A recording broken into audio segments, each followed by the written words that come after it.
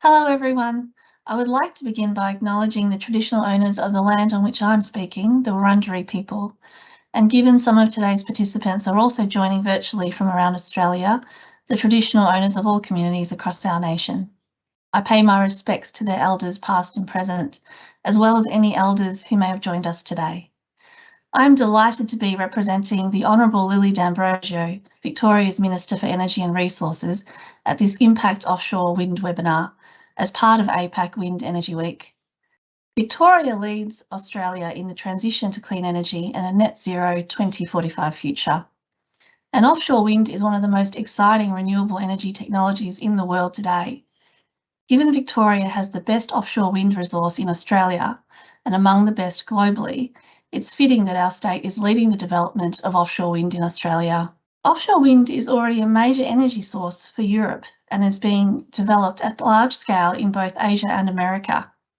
Its high capacity factor and different supply profile to onshore wind makes it a perfect complement to our booming onshore wind and solar industries and a key pillar in Victoria's future energy supply infrastructure.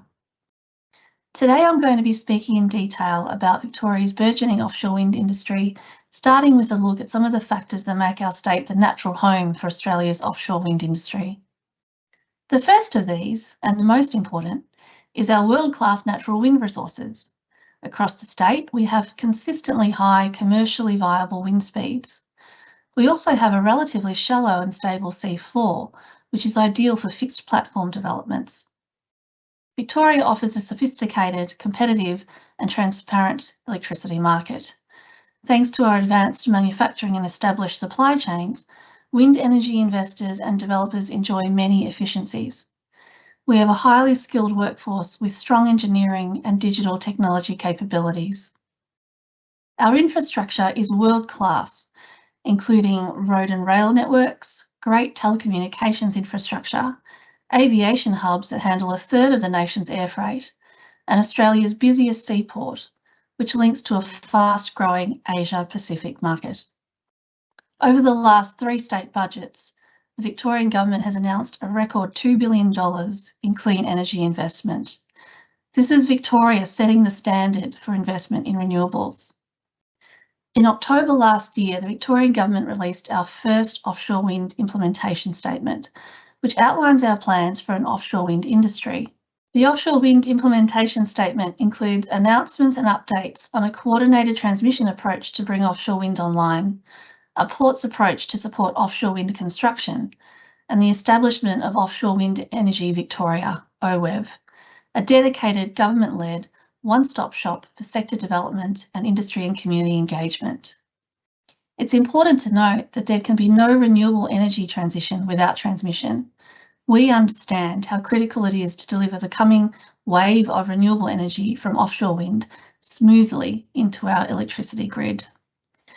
The Victorian government will be coordinating the delivery of transmission infrastructure for offshore wind through VicGrid, a division in 𝐃𝐞𝐸𝐴, which is coordinating the overarching planning and development of Victoria's renewable energy zones, or REZs.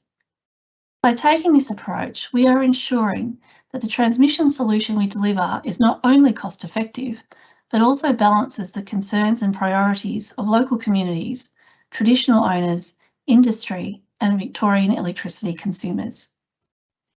Equally important to the success of our burgeoning offshore wind sector is ensuring that we have the right facilities in the right locations to support our ambitious goals. The Port of Hastings is likely to be the preferred port to support offshore wind construction, subject to necessary community and industry consultation and environment and planning approvals. Port of Hastings has the naturally deep water shipping channels and extensive, suitably zoned land, which could be developed to support this emerging offshore wind sector, including local manufacturing. The Victorian government will be releasing further implementation statements to provide further updates on our offshore wind program this year. With the foundation we have created, we are locking in the establishment and growth of the offshore wind industry in Victoria and positioning our state as Australia's leader in offshore wind. But this is only the beginning. We are seizing the opportunity and committing to a pipeline of offshore wind projects in the coming years that will see our state become a player of global standing in the international offshore wind industry. Studies show that our coastal regions offer the potential to support an enormous 13 gigawatts of capacity by 2050. At 13 gigawatts, these offshore wind projects would generate up to 6,100 jobs. A pipeline of offshore wind projects in the coming years will be underpinned by an industry development and support framework that draws on our successful experience with our Victorian renewable energy target auctions and overseas experience in establishing offshore wind industries. In conclusion, Victoria is leading the transition to clean energy in Australia. Our commitment to the offshore wind sector will provide the foundation for the next phase of that transition. The additional renewable energy capacity that offshore wind delivers will help smooth the transition as old, unreliable coal-fired power stations exit the market. It will also provide thousands of jobs and billions of dollars in investment for regional Victoria. I hope you enjoy the rest of this webinar. Thank you.